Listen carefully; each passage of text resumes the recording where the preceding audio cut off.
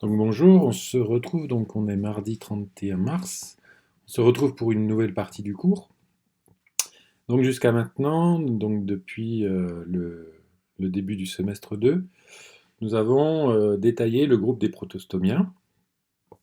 Donc nous avons terminé ce groupe des protostomiens par le cours consacré au chapitre sur les nématodes, c'est-à-dire les métazoaires pseudocélomates. Donc maintenant, nous allons voir l'autre groupe que l'on peut différencier chez les bilatériens, c'est le groupe des deutérostomiens. Alors j'ai repris ces différents graphiques pour vous reparler un petit peu des deutérostomiens.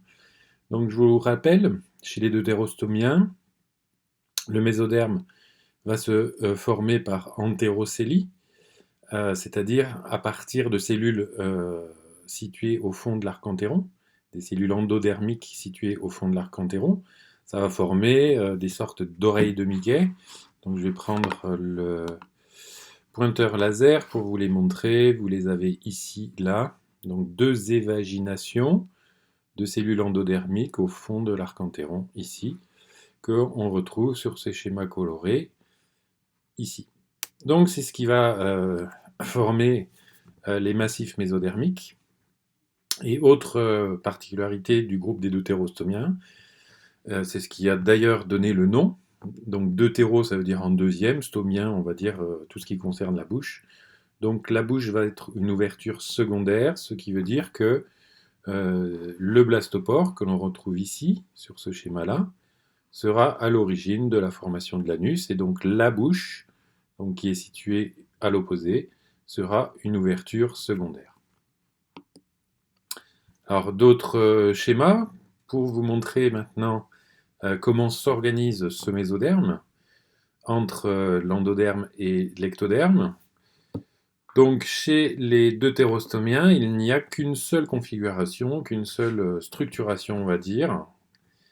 Pour simplifier, hein, on verra que c'est pas qu'il peut y avoir des petites variantes. Donc les deutérostomiens sont des métazoaires célomates, c'est-à-dire que le mésoderme va se creuser de cavités, donc des cavités célomiques, et on retrouve le même schéma qu'on avait vu, par exemple, chez les annélides, qui ont aussi cette même configuration, ou chez les arthropodes.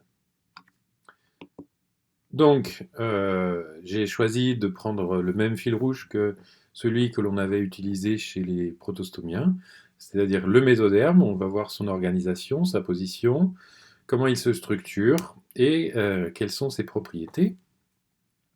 Donc ça, on va le voir à travers deux groupes taxonomiques. Un premier groupe taxonomique, c'est le groupe des échinodermes, qui va ces échinodermes vont présenter donc un mésoderme non fragmenté, il n'y aura pas de segmentation sur l'axe antéro-postérieur du corps.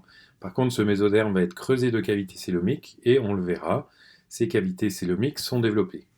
Et nous étudierons un deuxième groupe zoologique, c'est le groupe des chordés, vous faites partie des chordés, avec donc un mésoderme fragmenté, donc là on va retrouver la métamérie, donc une métamérie, une segmentation du corps, avec des segments appelés les métamères, et dans chaque segment, on trouvera au moins à l'état embryonnaire des cavités célomiques, et c'est par le groupe des chordés que l'on étudiera cette configuration.